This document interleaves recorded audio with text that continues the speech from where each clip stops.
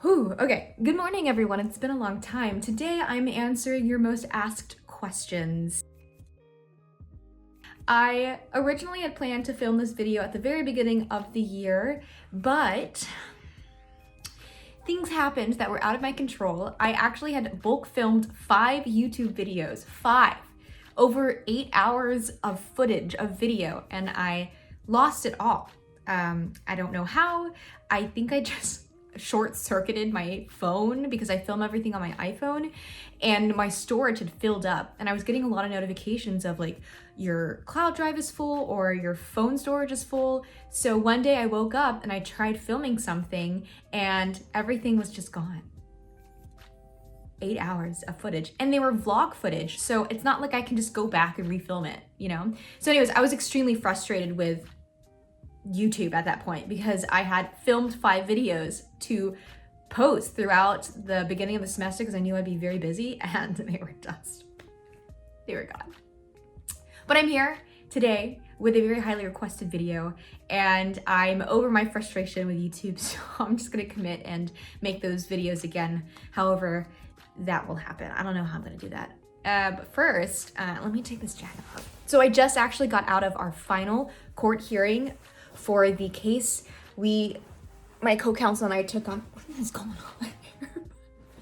My co-counsel and I took on for our legal clinic in the fall semester. And I will make a separate video. That was one of the videos that I filmed, was like, go to trial with me, and it's gone. So I will make a separate video talking about my experience from beginning to end, how a law student gets involved with a legal clinic, what does it mean to represent a client as a student, etc. I will make that video later this month. But to start off this video, I'm going to quick fire answer the top 10 questions you have asked me, and then afterwards I will go in depth and answer those exact same 10 questions. But I know some of you just, don't have time to sit around and watch a 15-minute video. So I'm going to give you the answers straight up, and then I will give longer answers. And then you can also just jump around to the different questions you want to hear more about. And I will try to time tag link whatever in the description box below. First, some coffee. That's good. All right, I'm going to rapid fire answer your top 10 questions. Number 1, I'm always asked, why did I go to law school? The short answer to that is President Trump and wanting to run for public office at some point. Number 2, why did I choose to go to SMU over the other options that I had? I chose to stay in Dallas because I want to run for public office within Dallas. Number 3, what did I prioritize when I was looking for law schools? I prioritize location. But that priority changes depending on who you are, obviously. Number 4, why did I get into pageants? The short answer, or at least the first initial answer to that question, was for money, for scholarship money, but that answer changed, and I'll go more in depth into that answer later on in the video. Number 5, how did I get started? What do I do if I'm interested in competing? How much did it cost, etc.? That's like multiple questions. So how to get started, I literally just Google searched, but I will give you a more concrete answer in a list that you can check off if you are very much interested, again, later in this video. Number 6, how did I become so confident? Or, how do I own my achievements and successes while also maintaining a sense of humility? I think this person wasn't really asking about my confidence per se, but just generally how to be more confident. My answer is fake it till you make it. I was a very shy person in middle school, and I just put on my confident pants and wore them every day until those pants became glued to me. They were my confident pants, and no one could take them off of me. I will hash that answer later on. 5, 6, 7. 7th question was, how did I become such a great speaker? I don't think I'm the world's greatest speaker, nor am I an expert on public communication, but the short answer to that is a lot of practicing in the mirror and then talking to myself in my car. Yeah. Number 5, 6, 7, 8. 8, how do I time manage with everything that I do? from running an international nonprofit to competing in pageants and having appearances all across Dallas to being in law school and then content creating on top of that. My best advice to time management is setting your friends and family's expectations before things hit the fan. So if you are a student, before the semester starts, you need to set the expectations of your friends and family by saying, hey, I'm not gonna be available. And if I want to hang out, I'll come to you when I'm ready, okay? And then saying no more often. Number 9, how did I start an international nonprofit? Short answer to that again is my mom. It was a team effort. It wasn't just me. But more importantly, we had a very focused and specific issue we wanted to resolve or solve. Resolve or solve, I guess that's the same thing. Second, we had a very specific community we wanted to help. Those two things combined. Finally, more recently, I've been getting a lot of questions about side hustles and working during law school. For example, do I get paid as a content creator? What's it like to be a content creator? And should you work during law school? My short answer to that is I'm a full-time student and my side hustles are photography. I have a senior portraits sort of side business that I do around the time of graduation every year. I just took my dad's old camera, learned and taught myself on YouTube how to take pictures and edit them. That's a great side hustle I have. Ghostwriting, and then finally some content creation. I don't make a lot of money just through content creation. As far as working during law school, you can do it. I'm not saying that you can't, but the rule of thumb, at least from the way that the system is set up, unfortunately, it's very difficult to work part-time while also going to school in the evening. But again, that's a personal choice. You would have to figure out what works best for you. All right, so now that I've answered the questions in a rapid fire sort of approach, I'm now going to go in depth and answer all of those questions. And then I will also try to timestamp them in the description box below so that you can, go to the specific questions you really want to hear about. First question is, why did I go to law school? I consider myself an accidental law student. It was never really a dream that I had at a very young age. Both my parents didn't go to college, so I didn't even think college was an option. However, when I got into middle school and high school, I did speech and debate. My dad ran for mayor of McKinney my sophomore year of high school. And then finally, my freshman year of college was when President Trump and his administration was elected. And that really impacted me as a person, not just a person, but a person of color, person from a low socioeconomic status, the daughter of an immigrant. And so when he was elected, I made the commitment of running for office at some point in my career. And I associated, or at least I knew, that most politicians go to law school. I'm pretty great at speaking. I have decent writing and reading skills. And I knew that while I was an art major at that time, a musical theater acting major, a lot of the skills I learned as an artist is very applicable to what you do as a lawyer, or if you become a litigator or an attorney in the courtroom. Also, one of the most important skills for an attorney to have is being able to make genuine connections with people through empathy and vulnerability, or having a high emotional intelligence. A lot of attorneys do not have that. So I knew I would absolutely thrive if I went to law school. Those are the reasons why I'm in law school. Yeah. Number 2, why did I choose SMU over other options? Again, it's that underlying theme of wanting to run for public office. I grew up in North Texas. I went to a very small town.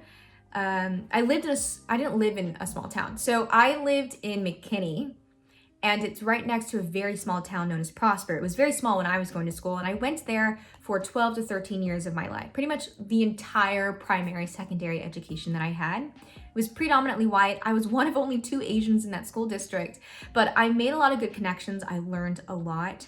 And I think because I'd stayed in that town for so long, I know it's really important to have roots and a good connection with the community that you want to represent. And so I want to represent somewhere here in North Texas, whether that be Dallas, McKinney, Prosper. I didn't want to go to law school in New York or Connecticut or California for 3 years and sacrifice the connections and networking I could make while going to law school here in Dallas. I prioritized location. Number 3, that aligns with the third question that I got, which is, what did I prioritize when looking for law schools? Most people prioritize rank or reputation, right? Harvard or Yale, they're number one in the US. Like, I want to go there just because they're great. And I'm promised job prospects and an amazing degree. That's all great. But like, do you want to go to school in that market when you graduate? Because oftentimes when you're going through on-campus interviews, when you go through on-campus interviews and start looking for jobs, you are primarily applying for jobs in the area that you're going to school. Now, not a lot of people know where they want to work or what market they want to work in. And so if you have no idea, then going to a higher ranked school will give you more flexibility to apply to different job markets. But I knew, again, for a fact that I want to run for office at some point here in Texas, specifically here in the Dallas community. So that's why I chose to go to SMU instead of the other options. 4 was, I don't even remember what the 4th question was. Was it the one? Oh, the 4th question was, why did I get into pageants? Why did I join? The first answer was money. The Miss America Scholarship Organization, which is the circuit that I compete on. Excuse me. Whew. Gotta moisten the vocal cords. Why did I join the Miss America organization? I competed in 1 or 2 pageants when I was younger, not like toddlers or tiaras or some crazy national circuit, but I competed in a Asian American small community pageant that was meant to highlight the diversity and the cultures and the ethnicities here in my community. My mom really wanted to find a way for me to really connect with my Filipino culture. So I joined when I was 12. I was the youngest candidate to ever win Miss Asian American Teen Texas. I was not even supposed to compete because the age requirement was 13 and I was 12, but they let me compete because I turned 13 that year. But I was 12 when I won and I was competing with like 18, 19-year-olds. That was an amazing experience because when I won it, I was just thrown into hundreds, and I'm not joking, hundreds of public appearances, festivals, events. I joined a Filipino cultural dance troupe where we traveled across Texas and even out of Texas, representing our culture and educating people. And it was so much fun also connecting with Asian American businesses, creating that network, for future use. So I lend a lot of my interest in pageants with that initial pageant I competed in. Later on, when I was older, I came back to that same pageant, the Miss Asian American pageant, and I competed as a Miss my sophomore year of college. Around that time was when I started considering, what if I'm very much cut out for the USA circuit or the Miss America circuit?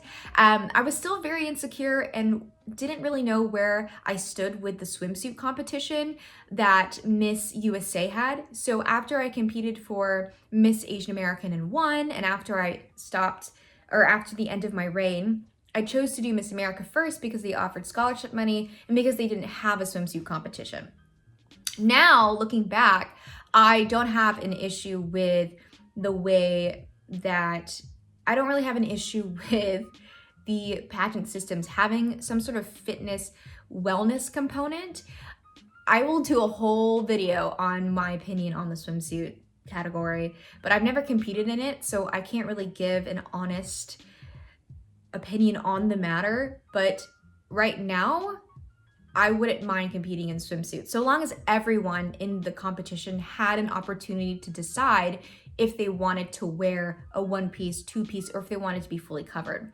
I also think that perhaps we can transition from swimsuit to just fitness, right? Just a fitness outfit, do a fitness routine, or just like walk around in leggings and a tank top. I don't think we have to do it in bikinis. But again, I will save that for another day. The reason why I joined Miss America was because, again, there wasn't a swimsuit competition at the time and I wanted scholarship money. My reason now has completely shifted, or at least it has blossomed into what it is now. I now am competing my last year Miss America, Miss Texas specifically, because I'm really just doing it for 6-year-old Avery. I did not think I was capable of dreaming and becoming Miss Texas or Miss America or what have you. And so now I'm really in it to just be a representation for Asian American women people of color, women who come from low socioeconomic communities who think pageants are unaffordable. And I try to find a way to educate future candidates by telling them they don't have to spend and invest that much money into competing and being successful, right? I was first runner-up at Miss Texas last year. I wore a pantsuit that was $100, and then I wore a couple of suits I already had in my closet, and then I reaped the benefit of $18,000 in scholarship. And it was worth it. That's why I'm back again. Otherwise, I would not be competing for my last year on the circuit. That is why I joined for the first time. And while I may not win, again, I am someone who is helping forge the path open for women who look like me to continue competing, because representation is extremely important, especially for children, right? How do they know what to dream about? How do they know what to imagine if they don't see it reflected in reality? Yeah. How do you get started? Does it cost a lot? What circuit should you compete on? Again, this could be a whole video, and I will likely create a whole video on this since a lot of people ask me about pageants and how to get started. I am not a pageant consultant, I'm not a coach, but I will spill the tea and tell you, how to get involved. As far as the Miss America organization, most states have a state website. You just gotta search Miss Texas Scholarship Organization or Miss California or just the Miss America organization. They will have a web page specifically laying out the locals and the dates. You have to compete in a local in order to earn a title. Some states you can apply for an at-large title where you don't have to compete at a local.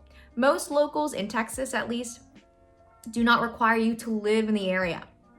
I personally would not compete in a pageant that is not close to where I live, because I did that.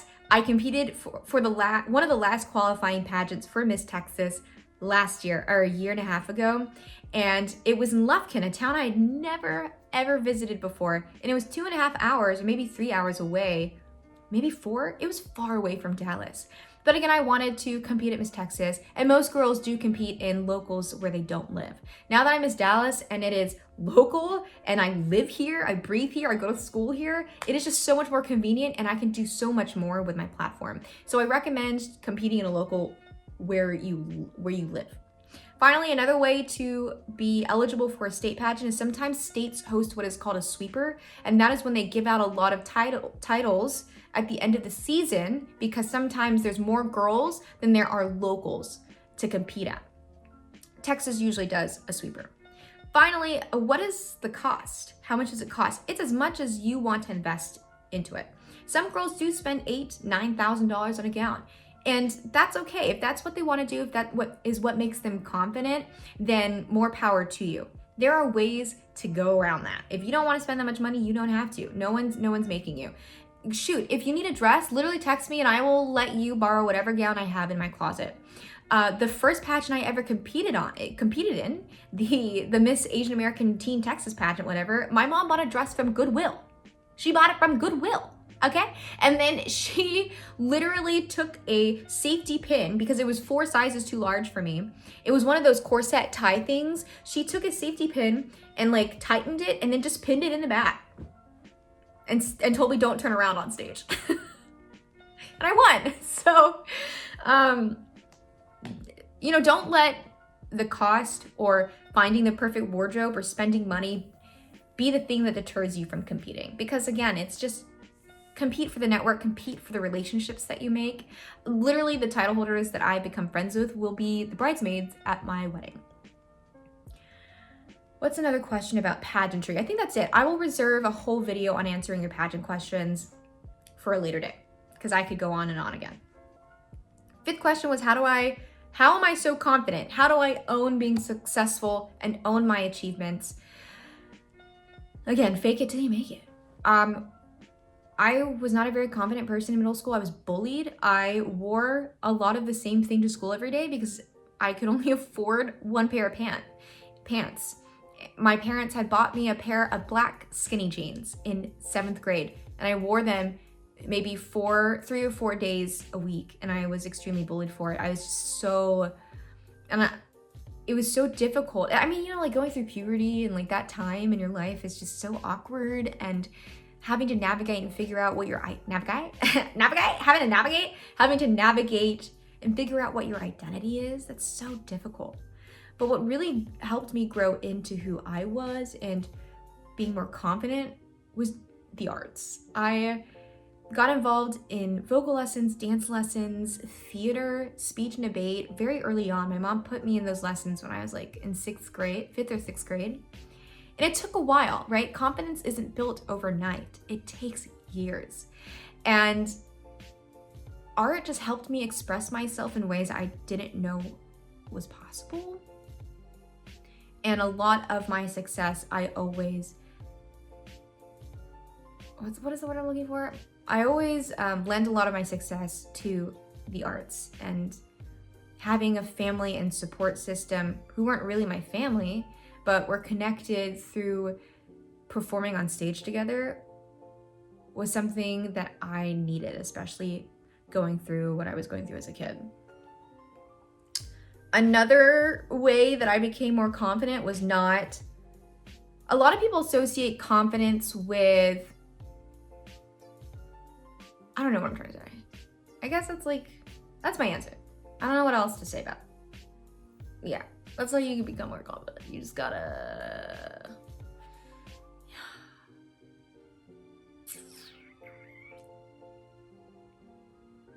Another way that I grew more confident was just I became more confident when I stopped caring about what other people thought about me.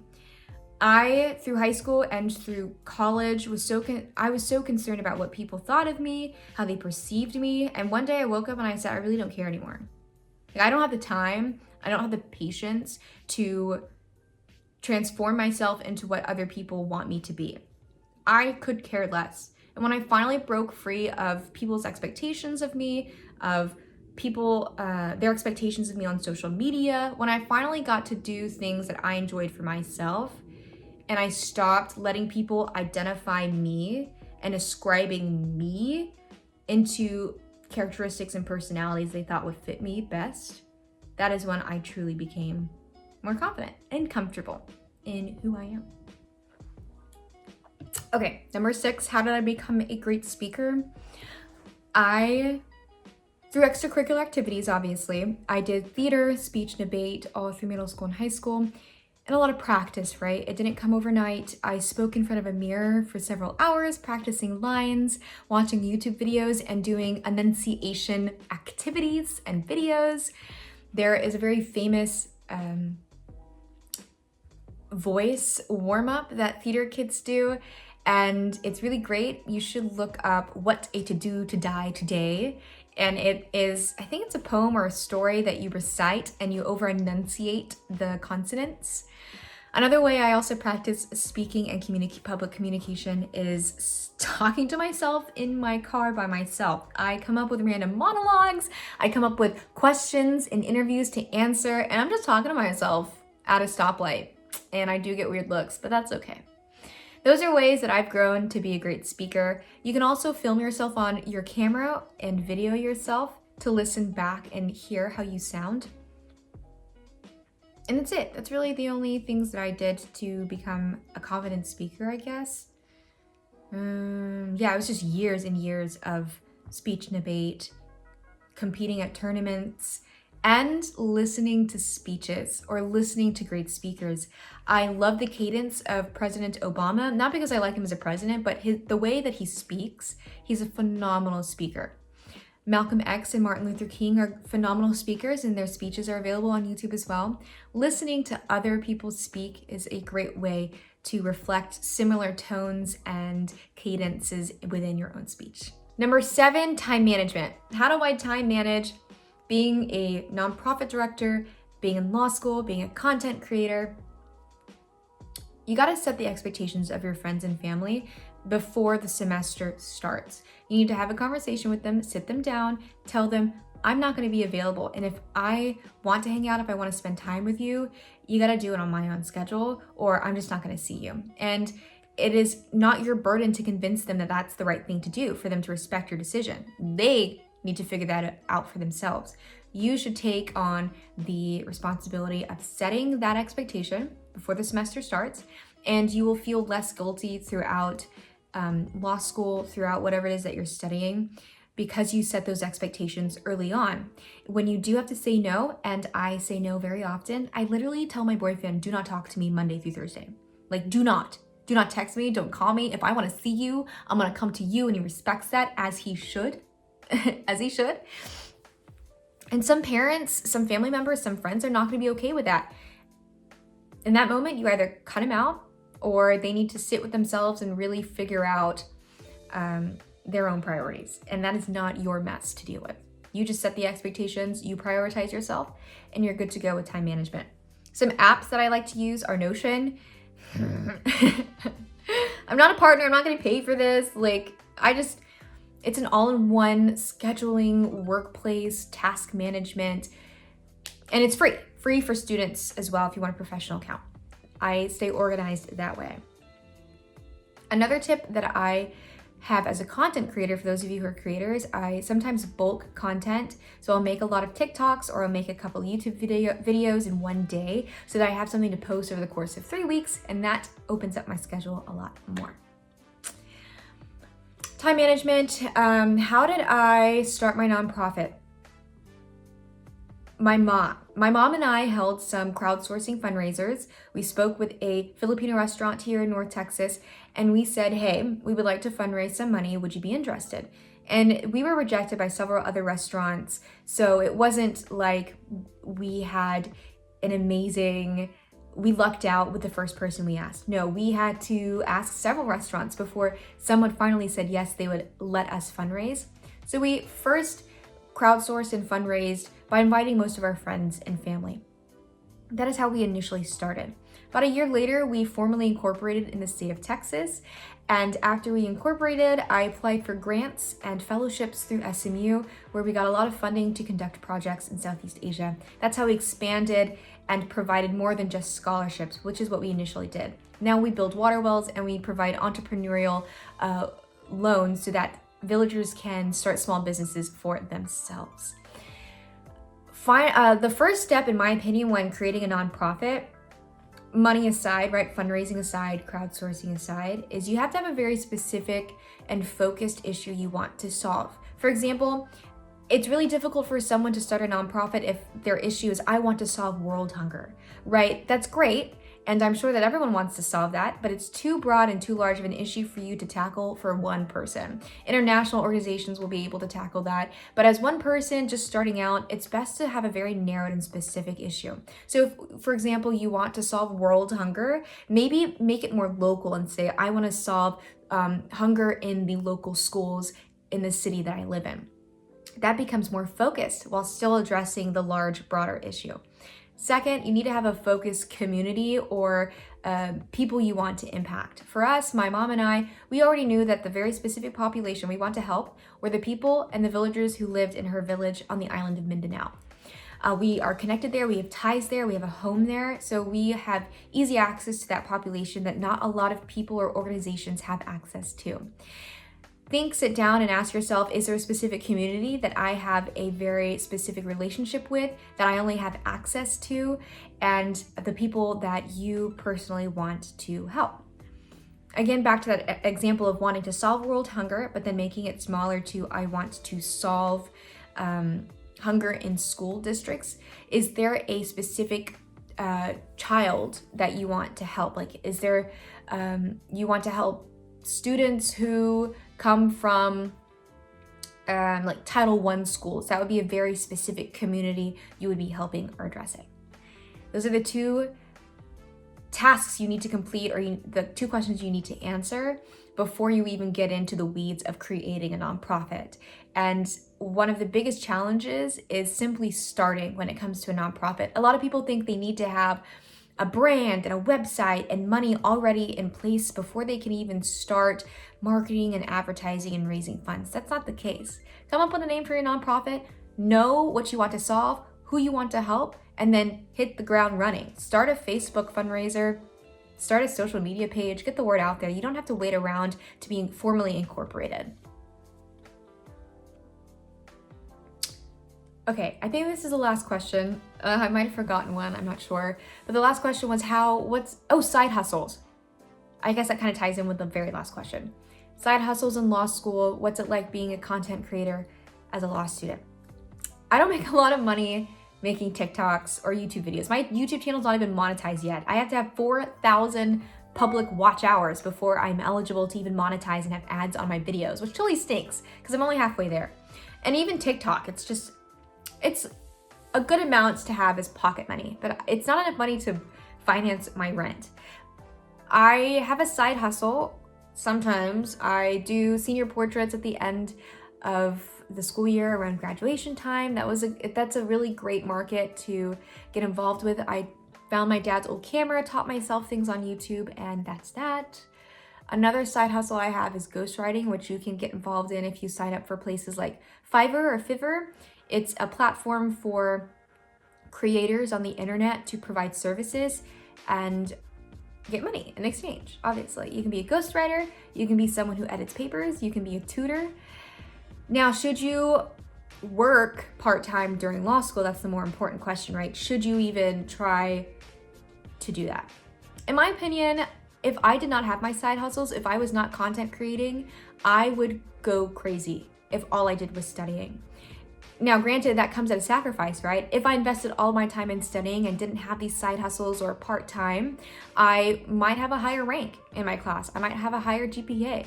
But I am so in love with helping people and creating content for others and making a little bit of pocket change that in the long term, I could care less. I'm at the top half of my law school class, and that's all I could ask for.